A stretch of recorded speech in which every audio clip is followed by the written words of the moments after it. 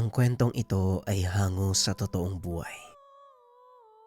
Mula ito sa isa nating kabayan na itago na lamang natin sa pangalang Fidel.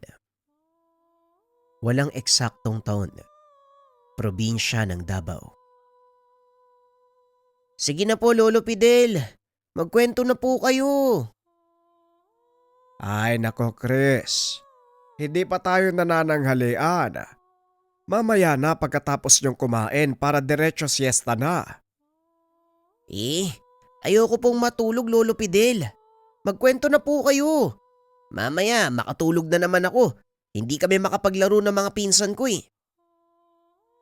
Nako, kinukulit nyo na naman yung Lolo Fidel nyo. Lalo ka na, Chris. Alam mong bawal mapagod yan, di ba? Erna, hayaan mo na. Minsan lang naman nagagawi si Chris dito sa atin. Ilang araw lang mananatili tapos babalik na naman ng syudad. Basta wag po kayo masyadong magpapakapagod. Hindi naman ako mapapagod sa kakaupo. Pakikipagkwentuhan sa mga mahal kong apo. Kaya hayaan mo sila, Erna. Oo na tay, sige na. Maghahain na ako na makakain na tayo ng tanghalian. Ito ang karaniwang tagpo sa tuwing dadalaw si Chris kay Lolo Fidel. Nang mga panahong ito, 10 taong gulang pa lang ang paslit. Natutuwa itong makinig sa mga kwento ng matanda, lalo na ang mga tungkol sa kababalagan. Kung minsan nakakalimutan na nitong makipaglaro sa mga pinsan sa labas dahil naaaliw ito sa mga kwento ng matanda. Tuwing hapon, pagkatapos mananghalian, nagsisimula na ang kwentuhan. Kung minsan inaabot pa ito ng alas 5. Nahihinto sa tuwing magdadasal si Lolo Fidel na isang Muslim. Pagkatapos ng pagdadasal, ipinagpapatuloy nila ang kwentuhan. Naupo na lang si Mang Fidel sa higaan, habang ang apo naman nakadapa paikot sa kanya. Sa umpisa nakatuon ang pansin ng mga paslit sa matanda.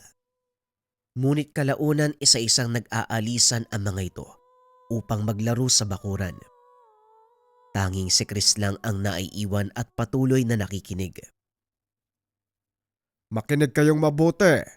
Ito na ang pinakanakakatakot at pinakamagandang kwentong isasalaysay ko sa inyo. Nangyari ito noong mga panahon na hindi pa natatagpuan ng mga dayuhan ng ating bansa. Sa isang maliit na pamayanan dito mismo sa ating lugar. Ito ay tungkol sa isang sultana at kanyang kambal na anak. Nang mga panong iyon, isang sultan ang namumuno sa malawak na lupain sa probinsya ng Mindanao. Hindi na natin babanggitin ang lugar at mga totoong pangalan ng karakter. Hanggang sa ngayon, nabubuhay pa rin ang ilan sa pamilyang nabibilang sa angkan ng nasabing sultan para mapangalagaan ang kanilang maharlikang pangalan. Iginagalang ng mga tao dahil sa kanyang patas na paghusga, pagpapalakad sa kanyang nasasakupan. Kilala ang sultan na ito sa pangalang Balaam. Mula sa angkan ng mga manlalakbay, napadpad ang kanilang balangay sa kapuluan ng Mindanao. Simula doon ay doon na sila nanirahan. Nang mga sandaling ito, 45 taong gulang na itong si Balaam. Para sa mga gaya niyang pinuno, kinakailangang magkaroon ng tagapagmanang lalaki para magpatuloy ng kanilang saling lahi. Dahil kapag hindi, maaaring maagaw sa kanya ang trono. Sa kasamaang palad, simula nang ikasal sila ng kanyang hara, hindi sila nabiyayaan ng anak. Kaya naman naging tampulan ng panunumbat at masasakit na salita ang sultan mula sa kanyang ama. Hindi ka na bumabata, Balaam. Sa tagal niyong naging mag-asawa ni Haramilam, hindi pa rin kayo nagkakaroon ng anak na lalaki. Paano magpapatuloy ang aking saling lahi? Milam, nagpatingin ka na ba sa mga babaylan? Tuwing pagbilog ng buwan nagpapatingin ang aking asawa ama.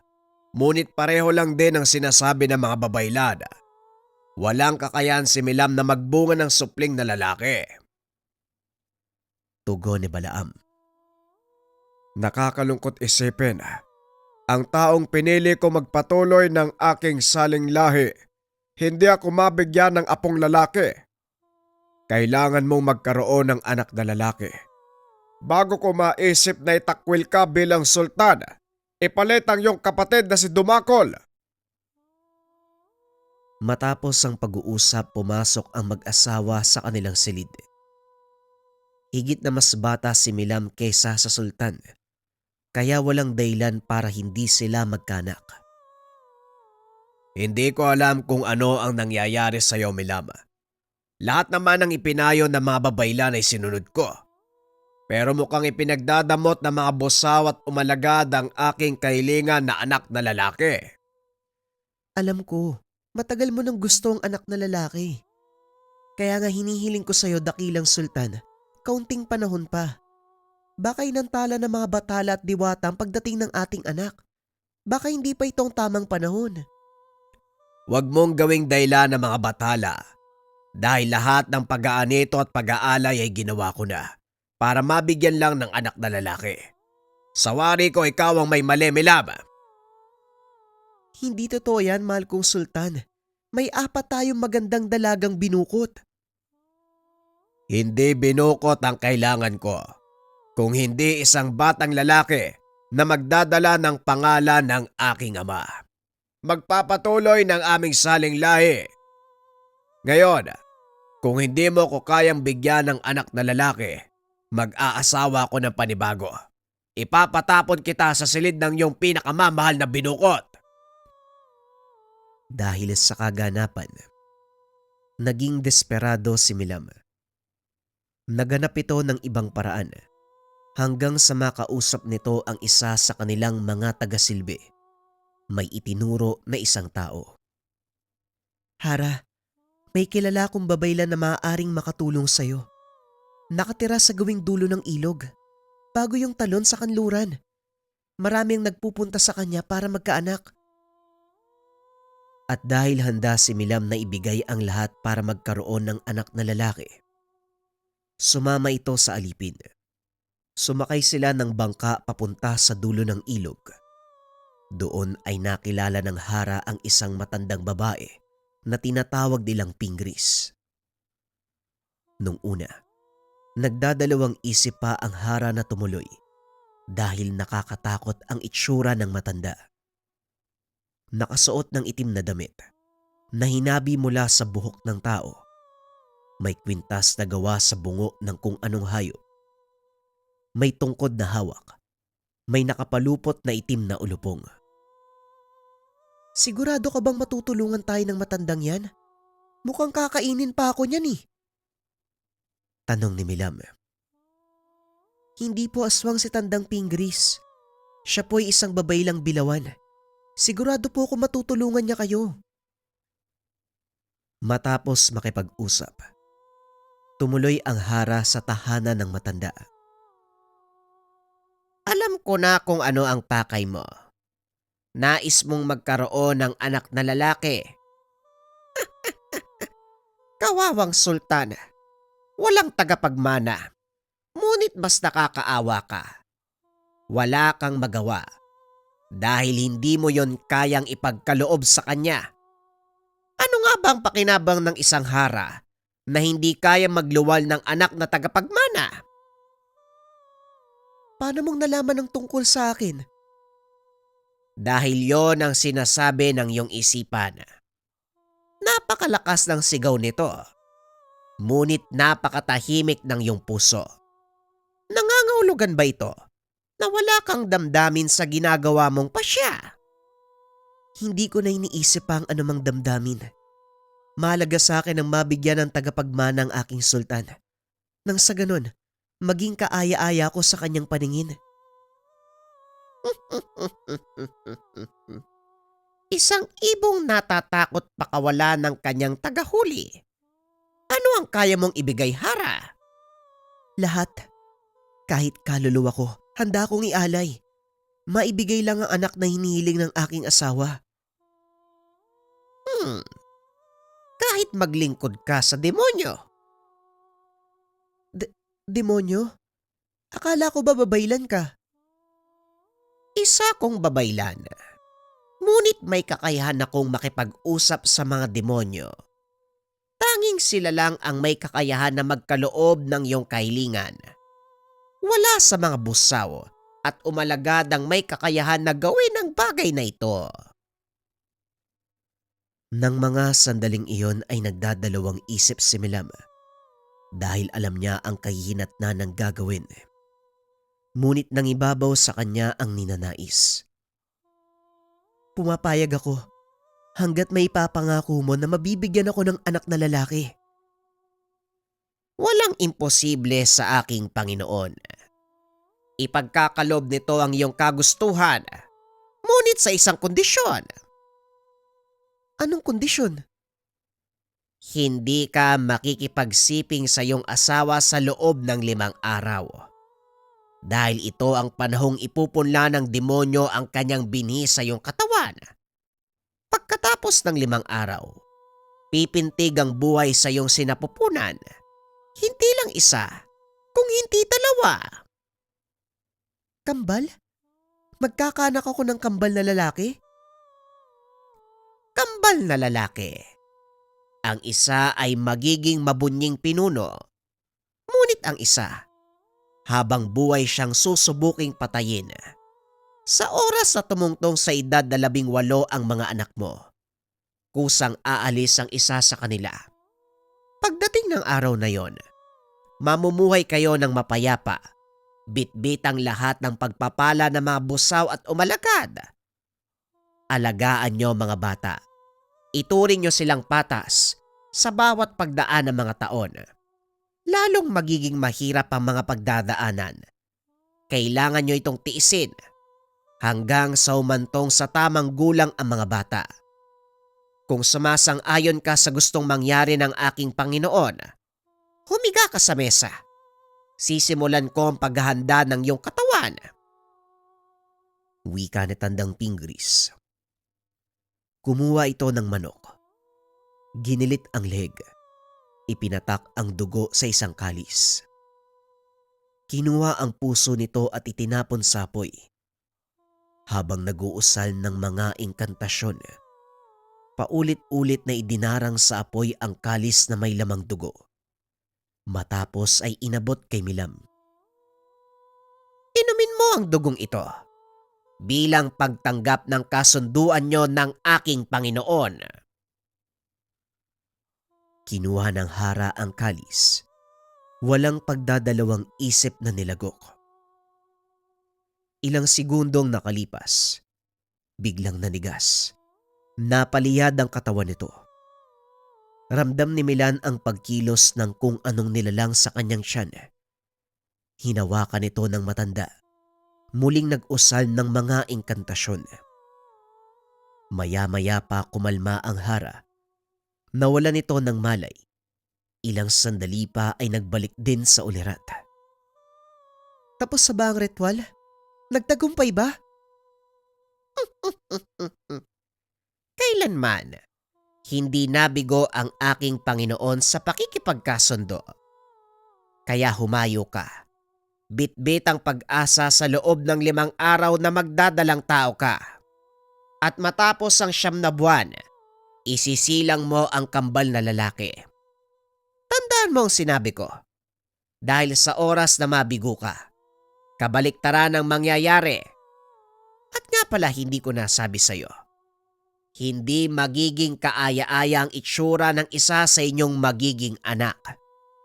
Ngunit ang isa naman, bibiyayaan ng mukhang pinagpala ng mga diwata.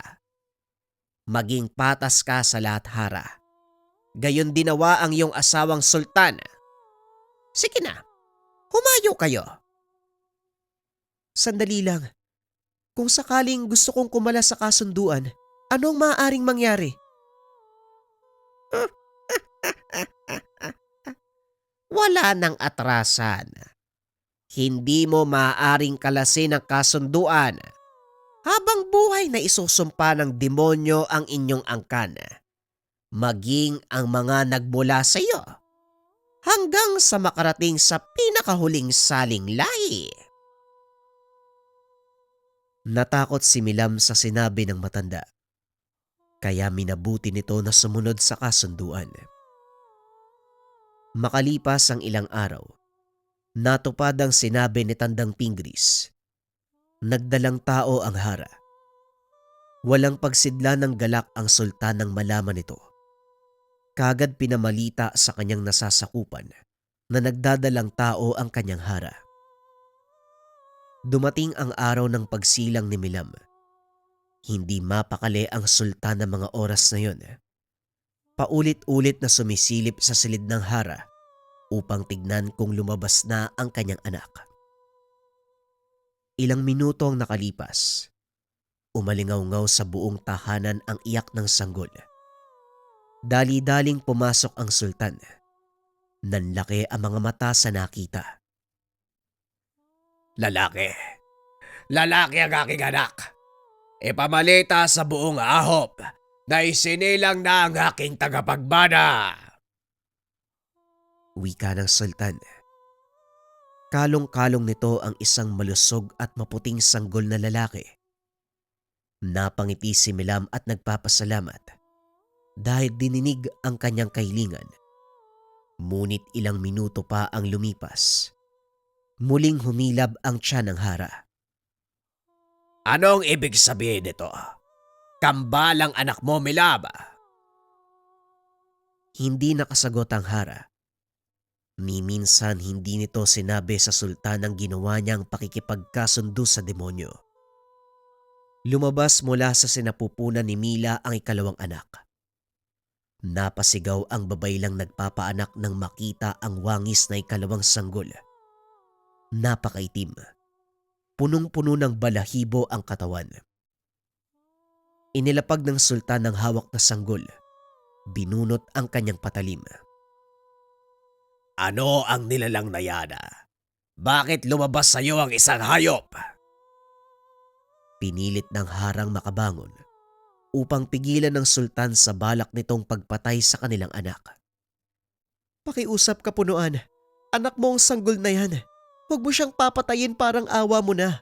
Alang-alang sa akin, mahal kong sultan. Dahil sa pakiusap ni Milang, ibinalik ni Balam ang kanyang patalim sa sisidlan. Walang ibang makakalam ng tungkol sa sanggol na yan. Itatago siya gaya ng mga binukot. Huwag papalabasin ang balay. Tandaan nyo, isa lang ang aking anak na lalaki. Matapos ang kaganapan, lumabas ang sultan. Kinausap ng babayla ng hara. Hara, kung inyong mamarapatin, maaari ko bang malaman ang ipapangalan nyo sa sanggol? Ang maputing sanggol, ang pangalan niya ay Labaw dahil siya ang piniling sultan. At ang sanggol na maitim, Irum, dahil hindi ka aya-aya ang muka. Tandaan mo, Hara, pareho mo silang anak at dapat pantay ang tingin mo sa kanila.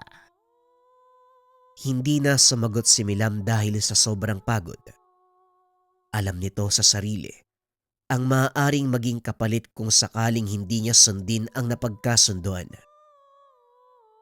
Sa paglipas ng mga buwan, kitang-kita ang malaking pagbabago sa sultan.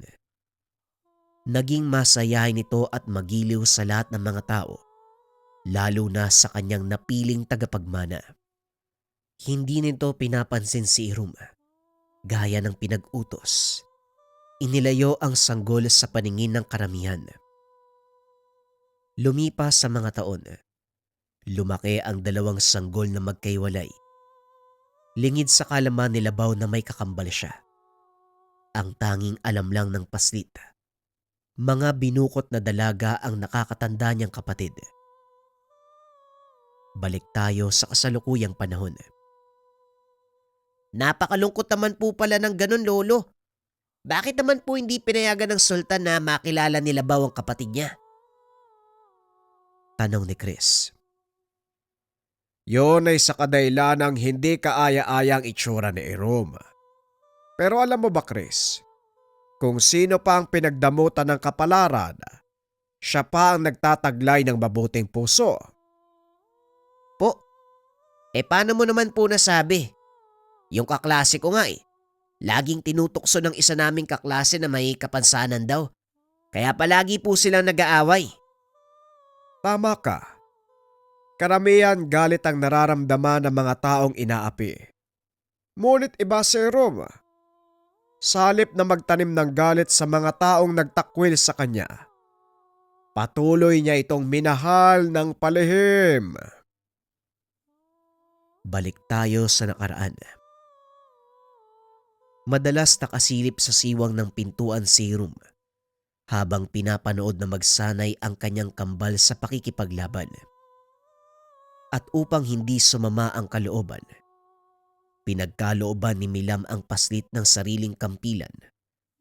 Habang nagsasanay ang kakambal, ginagaya nito ang mga galaw, taktikang itinuturo ng kanilang ama. Sa tuwing pupuriin ng sultan si Labaw, iniisip ni Irom na ang papuring iyon ay para din sa kanya. Lumipas sa mga taon na ganon ang ginagawa ng paslit. Hanggang sa magbinata, naging mabuting tao si Irom, lalo na sa mga aliping tagasilbi. Maging ang mga ito ay nalalapit na din sa kanya. Isa na dito ang kaidarang alipin na si Tuwak. Nang mga panong ito 17 taong gulang na ang kambal, unti-unti nang iminumulat ni Balaam ang kanyang tagapagmana sa tadhana nito. Ngunit kasabay ng pagkamulat ni Labaw, lumalabas ang kanyang ugali.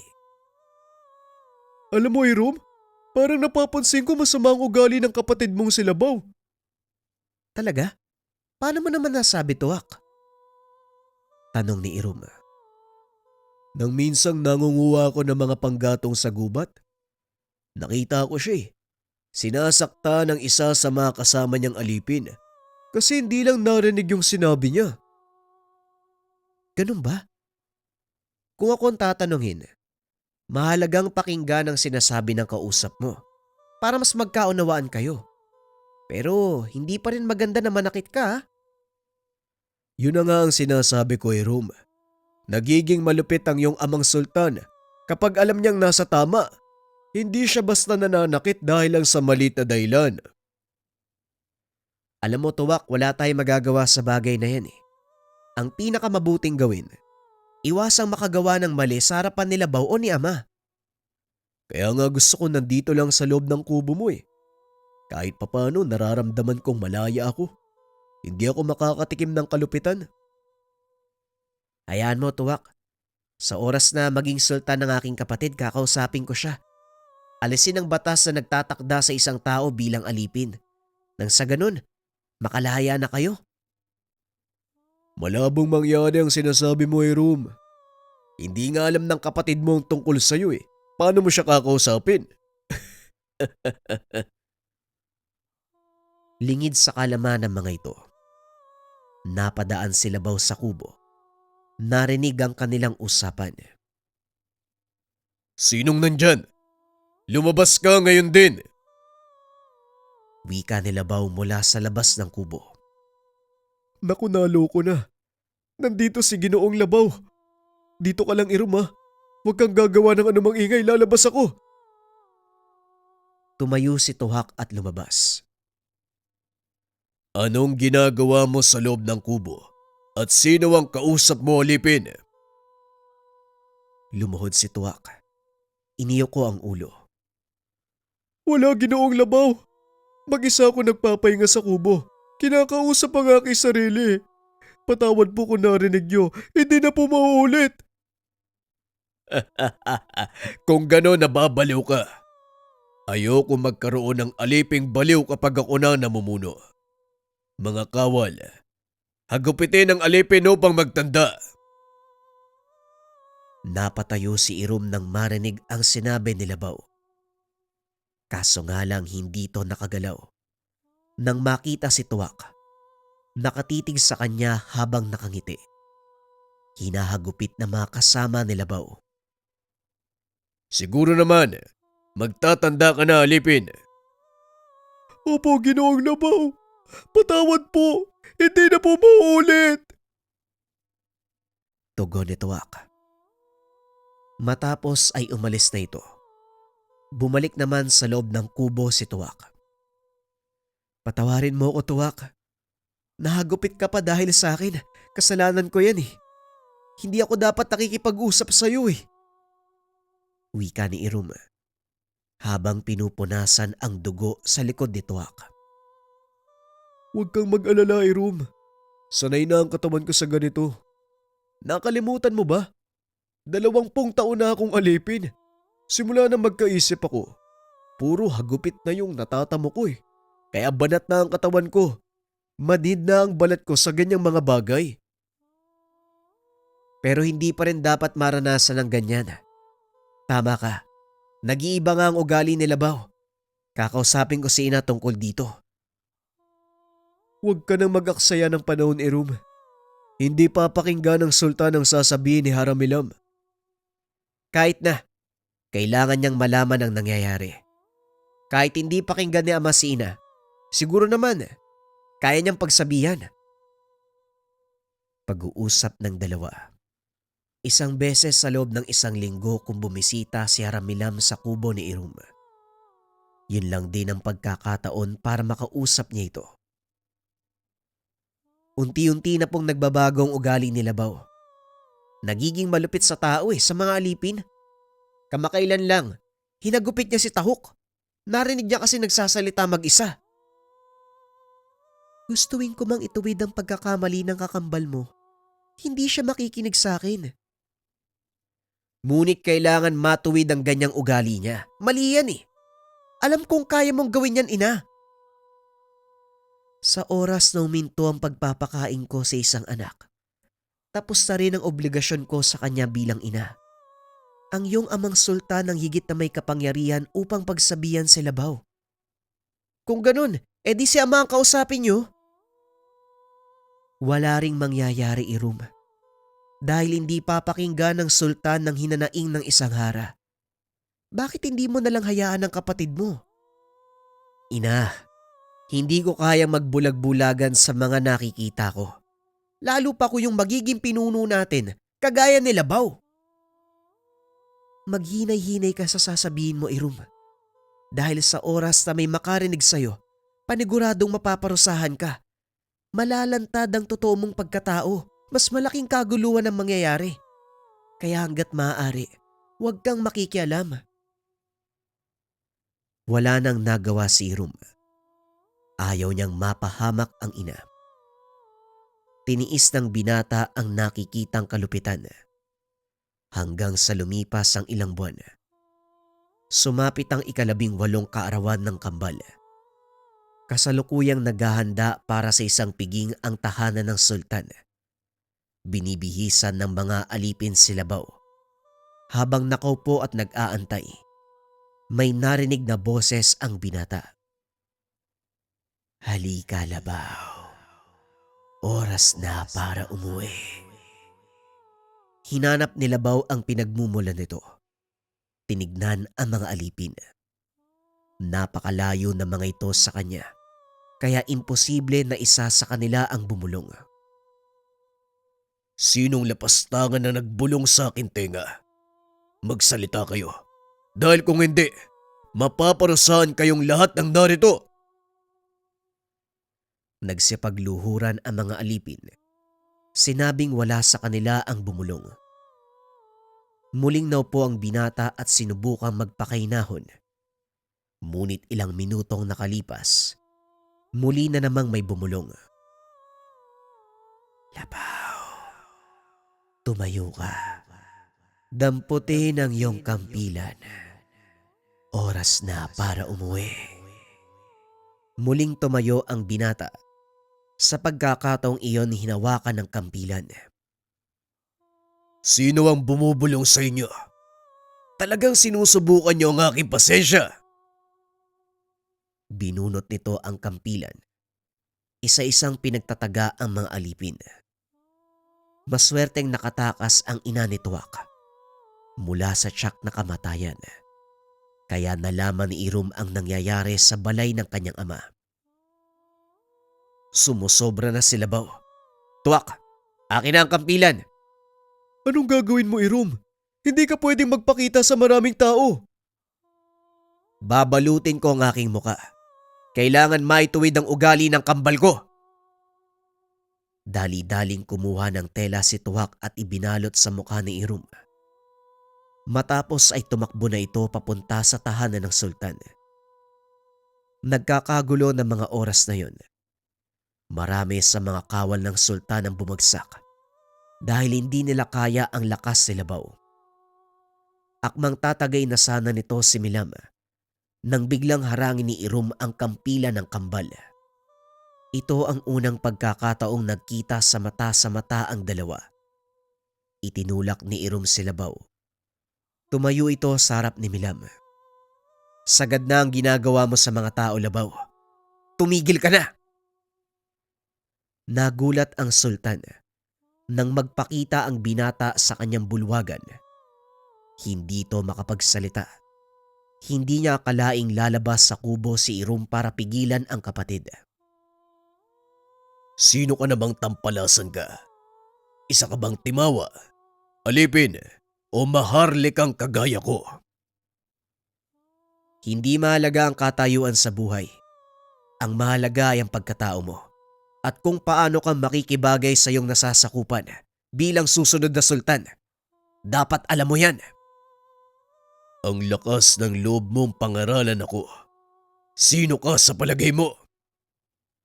Hindi na mahalaga kung sino ko. Kung hindi ka titigil sa pagpatay ng mga inosenteng tao, mapipilitan akong labanan ka. Bagay na hindi kayang gawin ng mga kawal dahil ikaw ang susunod na pinuno ng banwa. Pero para sa akin, hindi ikaw ang karapat dapat na iluklok sa trono. Walang yaka. Pagbabayaran mo ang kalapastanganan, tatadtarin kita ng pino. Sige, subukan mo.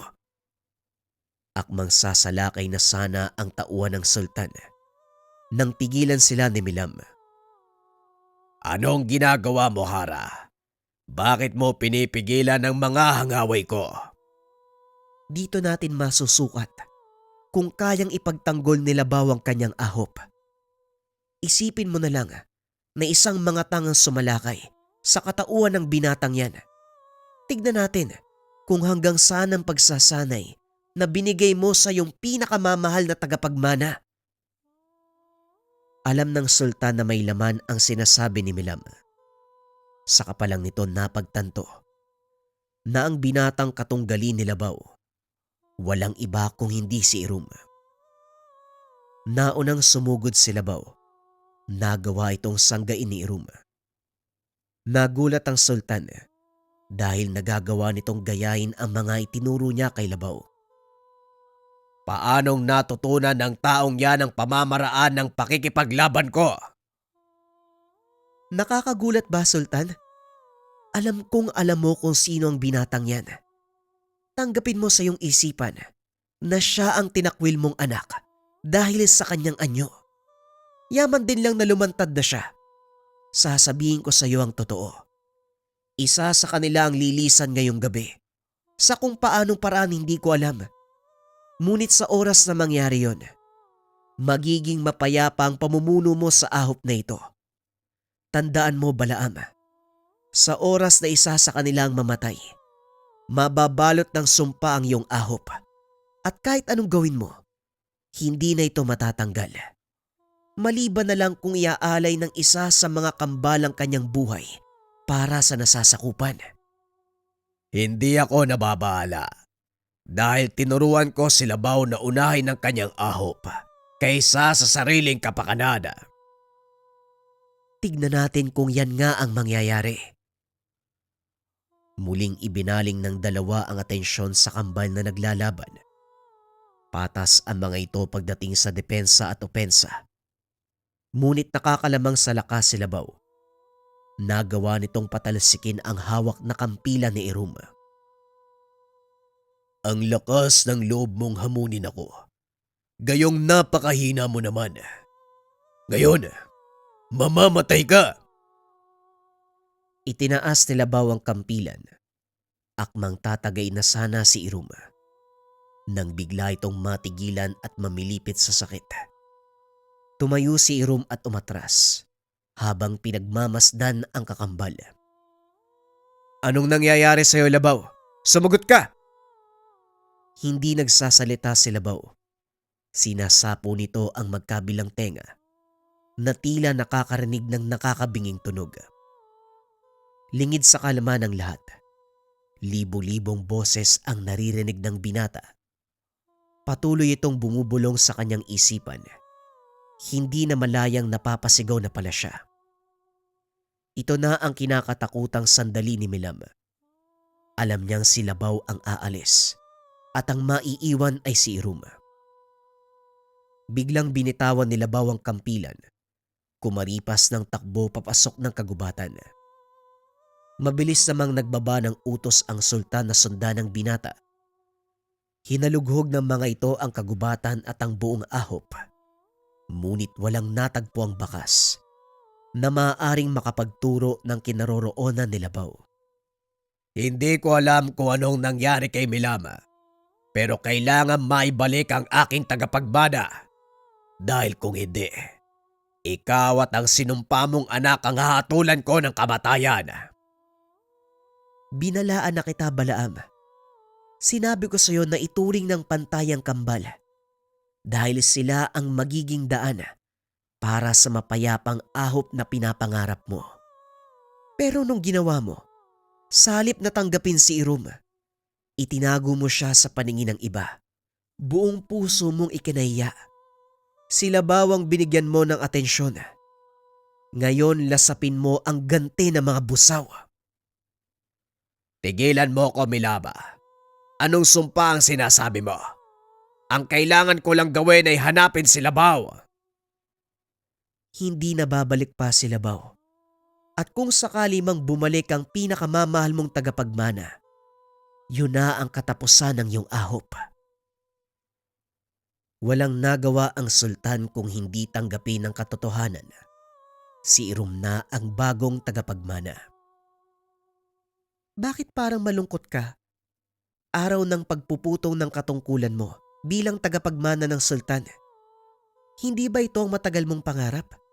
Tanggapin ng iyong ama. Tama kayo, ina. Pero hindi sa ganitong paraan.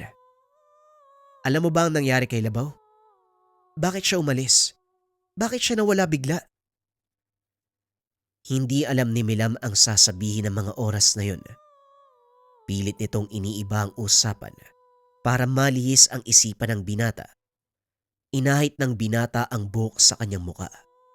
Lumantad ang kaaya-ayang itsura. Namangha ang sultan nang makita si Irum. Hindi ko akalain na magkamukha pala sila ni Labaw. Hinusgahan ko ang aking anak, alinsunod sa kanilang mga anyo. Ngayon nagsisisi ako na itinago ko si Irum. Gayong siya ang nagtataglay ng katangian ng isang pinuno. Binalaan kita tungkol dito pero hindi ka nakinig sa akin eh. Ginawa ko lahat ng makakaya ko para hindi magmukhang kayaya sa iyong ama. Ngayon gawin mo ang parte mo, Balaam. Naunawaan ko, Milama.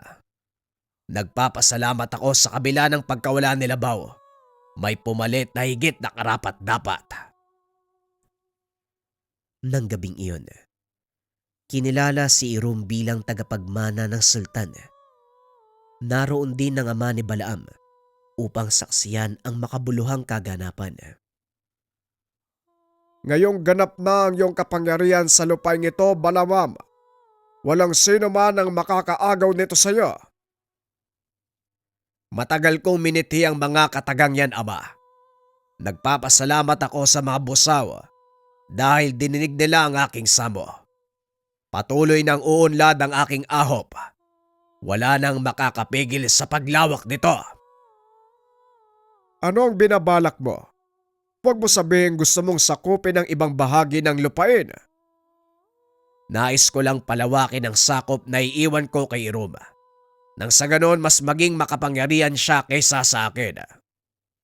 Balaam, ang paghahangad ng higit pa sa ipinagkaloob sa'yo, masama yan. Bakit hindi mo nalang hayaan si Iruma ang gumawa nun para sa'yo? Iba ang legasiya ko at iba rin ang para kay Iruma.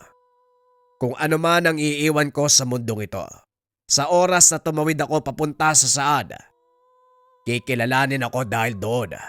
Gayon din si Iruma. Makikilala din siya kung ano ang maiiwan niya. Tandaan mo lang ang mga bilin ko sa iyo, Balaam. Minsan lang tayong dadaan sa mundong ito. Kaya naman siguraduhin natin, mabuting bakasang maiiwan sa oras na tayo ay tumaliwan. Balik tayo sa kasalukuyang panahon. Ibig sabihin, Lolo, si Irom yung naging sultan. Ano nangyari kay Labaw? Kalunos-lunos ang nangyari sa binatang yon. Napadpad sa isang ahop na pinamumugaran ng mga pirata. Laganap ang gutom at sakit sa lugar. Dahilan para mapilitan itong gumawa ng masama para lang mabuhay. Hindi na po ba hinanap ng sultan si Labaw? Hindi tumigil si Balaam sa paghahanap. Kaso lang sadyang mapagbiro ang tadhana. Hindi na nito nagawang mahanap si Labaw hanggang sa sumapit ang 20 kaarawan ng Kambala. Balik tayo sa kwento. Nang mga panong iyon naghahanda ang tahanan ni Balaam para sa piging ng kaarawan ni Irom. Punong-puno ng tawang paligid. Karamihan ay mga dayon mula pa sa ibang ahop. Mga kaalyado, kaanak ng matandang sultan. Naghahantay sa labas ang iyong panauhin, anak kong sultan. Maaari mo ba silang daluhan? Hindi ako mapanatag, ina. May kung anong gumugulo sa isipan ko eh. Ito ang nagdudulot ng kakaibang kaba. Pakiramdam ko, may magaganap ngayong gabi. Pangkaraniwan lang ang nararamdaman mo dahil ito ang unang pagkakataon na haharap ka sa mas maraming tao bilang sultan. Kaya huminga ka ng malalim. Magtiwala ka sa iyong kakayahang makipaghalubilo. Ngumiti si Irom. Naglakad palabas ng silid. Pagdating sa bulwagan, nagulat ang binata. Napakaraming tao at lahat ng mga ito mula sa maharlikang angkan. Mga pinuno ng iba't ibang ahop, mga mangangalakal na malapit sa kanilang angkan. Ngunit ang nakaagaw ng pansin ni Irom, ang pangkat ng mga kalalakian, pare-parehong nakasuot ng itim na kasuotan. Nakatakip ang mga muka, kakaiba ang hawak na sandata. Tuwak, alam mo ba kung saan nanggaling mga taong yan? Sa pagkakalam ko, mga Moro sila. Nanggaling sa bansang Arabia. Anong ginagawa nila dito? Kilala ba ni Oyong Salidong ang mga taong yan? Tanong ng binata. Nilapitan nito ang matandang sultan upang tanungin. Mawalang galang na po, Kapuno ang Salidong. Maaari ko bang malaman kung kilala mo mga taong yan? Napalingon ang matandang sultan. Nanlaki mga mata, sabay patawag na makawal. Ang mga taong yan ay mula sa kanlurang kapuluan. Sila ay mga mangatang. Hindi ko alam kung paano silang nakarating dito. Mga angaway, suyurin niyo ang buong paligid, lalo na ang dalampasigan. Kung may makita kayong balangay na mga mangatang, huwag kayo magatubiling salakayin. Ito ay kautusan ng iyong sultana. Nagsipag-alisa na mga kawal. Ngunit laking gulat ni Salidong nang makita niyang bumalik ang mga ito. Pauban ni Sultan, ngunit may panawin kayo. Inutusan niya kami bumalik. Sinong panauhin? Si Labaw po, Kapunuan. Napatayo si Balaam nang marinig ang pangalan ng nawawalang anak. Anong sinabi mo? Nasaan si Labaw? Nandito ako, Ama. Patawarin mo ako kung ngayon lang bumalik. Ngunit nandito na ako, handang pamunuan ang ating ahop. Patawad, Labaw. Ngunit hindi ko maaaring ipasa sa iyo ang kapangyarihan dahil nailuklok ko na sa katungkulan ng iyong kakambal na si Irum. Irum, kakambal, nagbibiro ka ba, Ama? Hindi ako nagbibiro, Labaw. Sa pagkawala mo nagkaroon ng pagbabago. Napagtanto ko, higit na karapat dapat ang iyong kakambal na si Irum sa pamumuno. Narinig ni Irum ang pag-uusap ng dalawa. Kaya lumapit ito. Nagulat nang makita si Labaw. Labaw, mabuti naman nakabalik ka, kapatid. Napatitig si Labaw kay Irum. Binigay mo ang katungkulan sa isang halimaw. Anong uri ng biro ito, Ama? Magdaan-daan ka sa pananalita mo, Labaw. Ang kaharap mo ay ang kasalukuyang sultan. Sandali lang. Natatandaan kita. Hindi ba ikaw yung lalaking sumulo ng sandata ko noon? Nakatakip ang mukha mo. Kaya hindi kita kagad nakilala eh. Mabuti naman at lumantad ka. Ang lakas ng loob mong agawin ang aking katungkulan. Bumunot ng sandata si Labaw.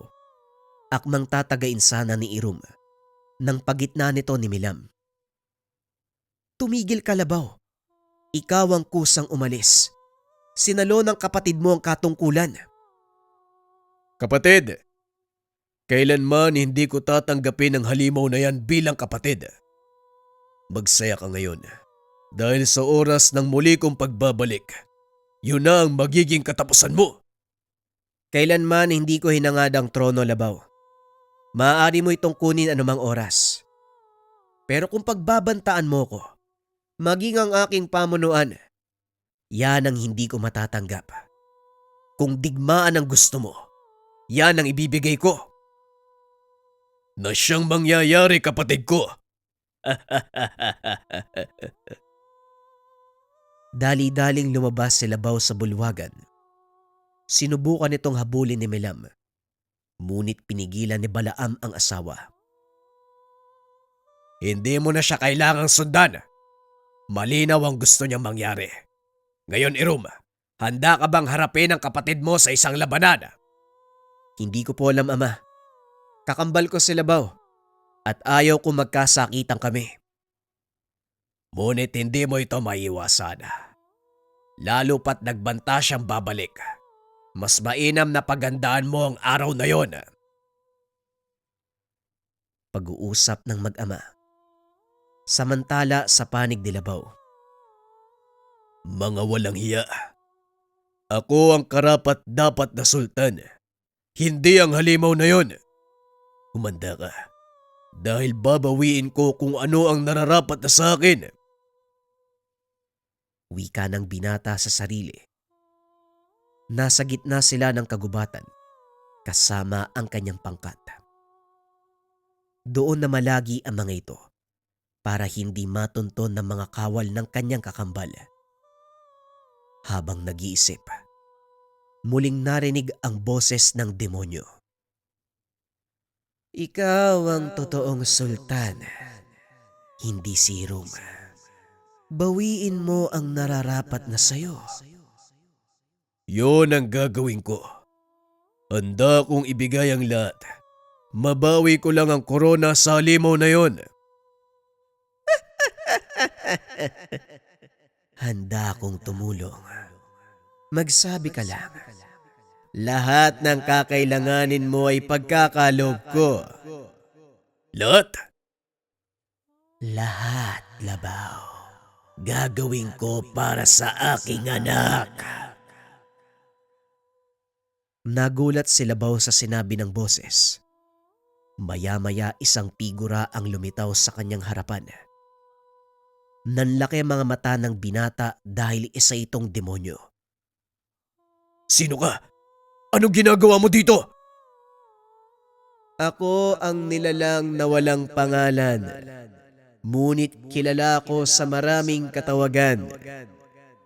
Inggit, puot, pagnanasa at kasakiman.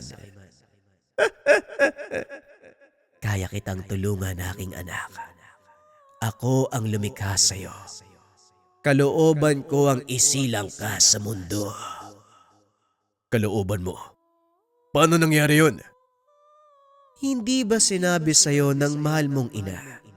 Nakipagkasundo siya sa akin upang maisilang kayo at mabigyan ng tagapagmana ang iyong ama.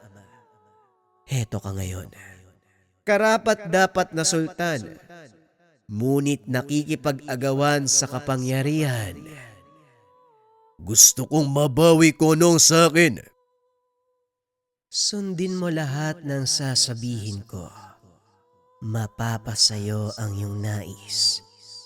Hindi lang ang kaharian ng iyong ama, kundi ang buong sangkatauhan. Sasambahin ka. Magkakaroon ng hindi masukat na kapangyarihan. Napangiti si Labaw, sumang-ayon sa gustong mangyari ng demonyo. Nakipagkasundo ito at gaya ng pinangako ng nilalang. Pinagkalooban siya ng kapangyarihan at mga kawal na maaaring gamitin sa pagsalakay sa ahop ng kanyang ama. Sa kasalukuyang panahon, nakipagkasundo sa demonyo si Labaw, di mas malakas na siya kay Irum. Diyan ka nagkakamali, Apo. Dahil si Fidel, ginagabayan ng mga umalagad, engkanto at diwata. Hindi niya nga lang alam. Paano po yun, Lolo? Hindi niya alam na may kaibigan siyang engkanto. Hindi, Apo. Walang kamuwang-muwang serum na kinalulugdan siya ng mga elemento dahil sa likas niyang kabutihan. Anak siya ng demonyo, di ba? Magkakambal nga sila ni Labaw eh. Ikaw talagang bata ka. Makinig ka na nga lang nang malaman mo ang buong kwento. Nang mga sandaling ito, naglalakad si Irum kasama ang kanyang ama sa nasasakupan upang tignan ang pagsasanay ng mga bagong mandirigma. Sasapat na siguro ang bilang natin laban sa puwersa ni Labaw. Mabuti na lang at nakiisa si Ama. Nagpapadala ng mga kawal para tumulong. Maganda din ang panukala mong tanggalin ang pagkalipin ng ilan sa ating nasasakupan. Mas marami tayong nakuwang mandirigma. Yun naman ang nararapat, Ama. Para sa akin, pantay-pantay ang lahat. Ito ang bakas na iiwan ko. Kung sakaling dumating man ang panahon na kakailanganin kong tumawid sa saad. Sa araw-araw na ginawa na mabathala, lalo mo pang pinapatunayan sa akin na hindi ako nagkamaling pagkatiwalaan ka sa pamumuno. Mahusay, Irum. Ipinagmamalaki kita, anak ko. Salamat, Ama. Ganon din po ako. Ipinagmamalaki kong kayo ang aking ama. Masaya akong makasama ka sa isang digmaan. Ngunit nakakalungkot lang dahil ang kalaban natin ay ang aking kakambal. Ito ang inyong kapalaran. Hindi na natin mababago. Masyadong mataas ang ginawa kong harang sa inyong magkapatid. Kasalanan ko ang lahat kung bakit nagkaganito si Labaw. Hindi ito ang panahon para sisihin ang sarili, Ama. Kalooban ito ng may likha, kaya wala tayong magagawa kung hindi sumang-ayon. Tama ka. Isa sa mga katangian ng mabuting pinuno ay pagsunod sa kalooban ng kanyang Panginoong pinaglilingkuran at sinasamba. Habang nag-uusap ang dalawa, dumating ang isa sa kanilang mga tagamasid. Nagpadala ito ng tao sa kuta ni Labaw upang malaman ang kilos ng mga ito at mapaghandaan. Ayon sa tagamasid, higit na mas marami ang kawal ni Labaw kaysa sa kanila. Saan kumuha ng ganong karaming kawal si Labaw? Hindi kaya nangyari na ang kinakatakot ko? Ano ang ibig mong sabihin, Hara? Maaaring nasakop na ng tuluyan ng demonyo ang katauhan ni Labaw. Ito ngayon ang ginagamit niya laban sa atin. Demonyo! Maaari mo bang ipaliwanag? Wala nang nagawa si Milam, kundi sabihin ang katotohanan. Nagulat si Balaam at Irum sa mga narinig. Ngunit wala na silang magagawa dahil nangyari na ang lahat. Hindi na ito ang panahon para magsisiyan. Narito ang suliranin. Kailangang harapin at gawa ng lunas. Itutuloy mo pa rin ba ang pakikitigma? Tama. Ito lang ang paraan para matigil si Labaw sa kanyang kaibangan. Kung gayon, hayaan mo ako magpunta sa ating babaylan para humingi ng patnubay. Gawin niyo po ang nararapat, Ama, para sa ating ahop. Lumapit sa babaylan si Balaam. Hindi nito inasahan ang naging sagot. Bakit ka humingi ng tulong sa akin? Mas marami ang saklolong nag-aabang para sa iyong anak. Ano ang ibig mong sabihin, babaylan? Malalaman mo na lamang pagdating ng takdang araw. Ngayon humayo ka at mapanatag. Mapagtatagumpayan ng iyong anak ang kakarapin niyong digmaan. Matapos marinig ang payo ng babaylan, umalis si Balaam bitbit ang pag-asa ng tagumpay. Sinabi niya ito kay Irum at natuwa ang binatang sultan. Mabuti naman kung ganon, Ama. Malaki ang tiwala ko sa mga babaylan. Alam kong galing sa mga umalagad ang kanilang mga sinasabi. At hindi pa ni minsan nagkamali. Kaya ipanatag niyo ang kalooban. Mananalo tayo. May darating na saklolo. Nang mga sumunod na araw, inihanda ni Irum ang kanyang mga kawal dahil natanaw ng kanilang mga tagamasid ang pangkat ni Labaw. Papalapit ito sa kanilang ahop. Nakahanay ang mga ito sa bawat hangganan ng nasasakupan, naghihintay ng susunod na mangyayari. Maya-maya lumitaw na mula sa kagubatan ang napakaraming kawal. Tangan ang mga pana at sibat. Nagmarcha ang mga ito pasulong sa ahop ni Irum. Huwag kayong magpapatinag sa kanilang bilang. Tandaan nyo may darating na saklolo, kaya huwag kayong mawawala ng lakas ng loob. Sumigaw ang mga kawal bilang pagsang-ayon sa sinabi ng sultan. Isa-isang bumunot ng sandata. Sinalubong ang papasugod na kalaban. Alam ni Irum na wala ng atrasan. Makakabangga niya na sa totoong digmaan ang sariling kapatid. Nakita ni Labaw si Irum. Dali-dali itong bumunot ng kampilan at sumugod sa kalagitnaan ng dalawang nag-uumpugang panig. Sinalubong ito ni Irum.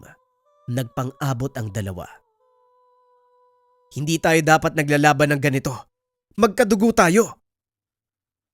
Hindi tayo hahantong sa ganito kung nanahimik ka sa lunggang pinagtataguan mo noon. Ginawa ko lang ang nararapat. Wala akong masamang intensyon. Wala kang masamang intensyon. Tignan mo ang kinakatayuan mo. Nasaan ka ngayon at nasaan ako? Hindi ko ninais ang ganitong kapalaran. Kung ano man ang nawala sa'yo, sa tingin ko ay nararapat lang yun dahil hindi ka nababagay sa ganong katayuan. Tumahimik ka! Hinambalos ni Labaw si Irum gamit ang likod ng kampilan. Napagtanto ng binata na wala siyang balak patayin ng kakambal. Tumigil ka na. Walang kahihinatna ng digmaang ito. Nagpatuloy ang laban ng dalawa hanggang sa unti-unting umatras sa mga kawal ni Irum. Nadadaig na mga tauhan ni Labaw ang mga ito. Ngunit laking gulat ni Labaw nang biglang tumahimik ang paligid. Narinig ang dagungdong ng mga paa. Unti-unting lumabas ang mga kawal mula sa kagubatan. Pinagsusugod ng mga ito ang mandirigma mula sa panig ni Labaw. Lalo na ang mga hangaway na ipinagkalob ng demonyo. Isa-isang namatay ang mga ito hanggang sa wala nang magawa kung hindi tumakbo. Patuloy na naglalaban ang kambal. Alam ng lahat na hindi titigil ang mga ito hanggat walang bumabagsak sa kanilang dalawa. Pakiusap, Balaam. Pigilan mo ang mga anak natin. Hayaan mo silang maglaban. Itinakda ito ng may likha. Ngunit magpapatayan silang dalawa. Hindi ka ba naaawa sa mga anak mo? Nagmula sila sa'yo, ngunit hindi sa akin. Gayunpaman minahal ko sila. Itinuring na totoong anak. Hayaan mo silang maglaban dahil dito mapapatunayan kung sino talaga ang nararapat na tagapagmana. Tumagal ang laban ng halos 2 araw. Wala ni isa sa kanila ang nais na sumuko. Nagsipagbagsakan ang magkabilang panig, ngunit patuloy pa rin ang kanilang sagupaan. Hanggang sa nagbanggaan ang kanilang kampilan sa huling pagkakataon. Kapwa naputol ang mga sandata. Nagbagsakan ang kanilang mga katawan. Itigil mo na, Labaw. Wala na tayong mapapala, pagod na ang katawan natin. At isa pa, wala na tayong mga sandata. Kung gusto mong makuha ang trono, ipagkakalob ko sa'yo. Hindi lang yon ang hangad ko. Nais ko ng kapangyarihang maaaring sumakop sa buong mundo. Ngunit mukhang hindi ko na makakamit. Bahala ka na, Irum. Ipapaubaya ko sa iyo ang lahat. Masaya akong nakilala ka at malamang may kakambal ako. Sana nagkakilala tayo sa ibang pagkakataon. Hindi sana umabot sa ganito. Alam mo ba, simula ng mga bata tayo, pinagmamasdan kita eh. Gustong gusto ko makipaglaro sa'yo. Kaso nga lang hindi ako pwedeng lumabas ng kubo. Kinakatakutan ako ng mga tao eh. Kahit nung magbinata tayo at nagsasanay ka sa pakikipaglaban, sinasabayan kita eh. Pinagmamasdan kita. Kaya pala magkatulad tayo ng galaw at naging patas ang laban. Sayang, huli na ang lahat para sa akin. Ipinagkalob ko na ang kaluluwa ko sa demonyo. Paalam, Irum. Paalam, mahal kong kapatid. Unti-unting naging abo ang katawan ni Labaw. Gusto imang pigilan ni Irum ang pagkawala ng kapatid. Wala na itong magagawa. Sa kasalukuyang panahon, Sayang naman namatay si Labaw. Kung kailan naman nagkasundo na sila. Ganon talaga ang buhay. Hindi tayo maaari magtagal at manatili dito sa habang panahon dahil lahat ng nilikha ay kailangan magwakas. Sana lang hindi namatay si Labaw. Pwede nilang pamunuan yung kaharian nila, no? Yan ang nangyari sa Kambal Chris. Muling isinilang si Irum at Labaw, ngunit sa ibang katauhan. Sa pagkakataong ito, magkasundo na ang dalawa at parehong namumuno sa isang kumpanya. Kumpanya? Teka, kambal din si tatay sa si Tio Romulo ah. Hindi kaya sila ang tinutukoy mo, Lolo Fidel? Ano sa tingin mo? napagtanto ni Chris na ang kwento ng matanda tungkol sa kanyang ama at tiyuwing si Romulo. Kambal ang mga ito ng isilang. Parehong nagpapatakbo ng kanilang kumpanya. Magandang gabi, Tatay Fidel. Kumusta naman po ang apo nyo? Romulo, mabuti naman nandito ka. Nasaan si Ramon?